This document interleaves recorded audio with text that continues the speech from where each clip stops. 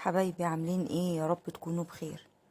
كل سنة وانتم طيبين بمناسبة العام الدراسي. الروتين اللي انا عملته خدت منه الفرخة وعملت احلى فرخة في الكيس الحراري. طبعا احنا عرفنا طريقة الفرخة بتتعمل ازاي في الروتين. انا حطيتها اهو في الكيس الحراري بعد ما حشيتها طبعا بالبصل زي ما انا وريتكم كده. بحطها في الكيس الحراري وبتقفليها من فوق بالمقص، تفتحيها من الجنبين ومن فوق علشان الحرارة تخش فيها. ما فتحتهاش هتلاقي الكيس اتنفخ على الاخر، ومجرد ما تفتحيه اجارك الله من الصهد، وبتبقى لسعته صعبة جدا جدا جدا. لازم تفتحيه بالمنظر ده علشان ما يكتمش الهواء جواه والفراخ تشوي وبتبقى احلى فراخ في الدنيا. انا هعمل معاها شوية كده بطاطس على جزر على فلفل وبصلايه.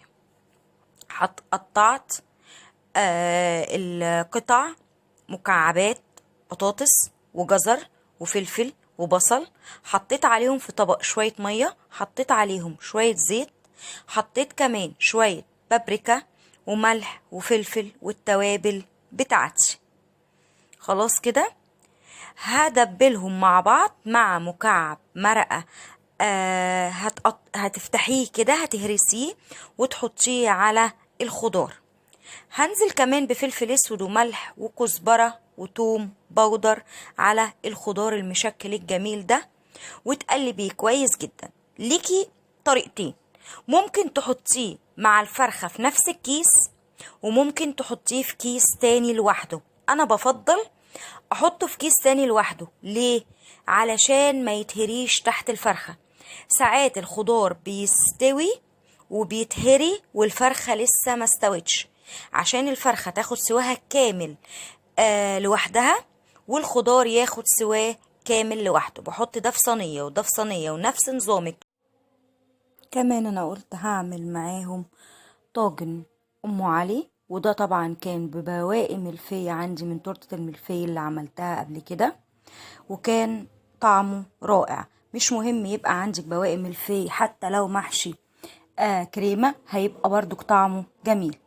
انا حطيت كوباية ونص من السكر، وعندي نص كيلو لبن. لما حطيت كوبايتين لا زودت نص الكيلو كله على الطاجن لما لقيته محتاج، على حسب حجم الطاجن بتاعك.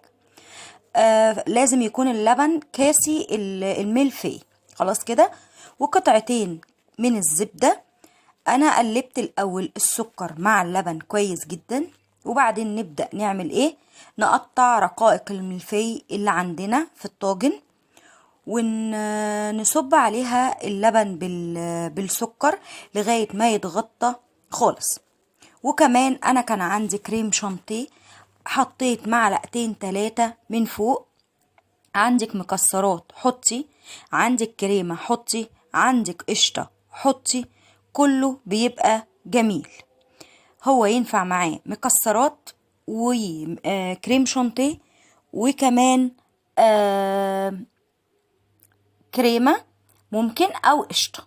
خلاص كده كريمة لباني او قشطة. انا نزلت اللبن بالسكر على الملفي، لقيت بصراحة محتاج لبن تاني، كملت كمان النص كيلو كله فوق الطاجن، وحطيت الكريم شانتيه وحطيت معلقتين الزبدة، وعلى الفرن على درجة حرارة 180 على الشبكة اللي من فوق لمدة نص ساعة.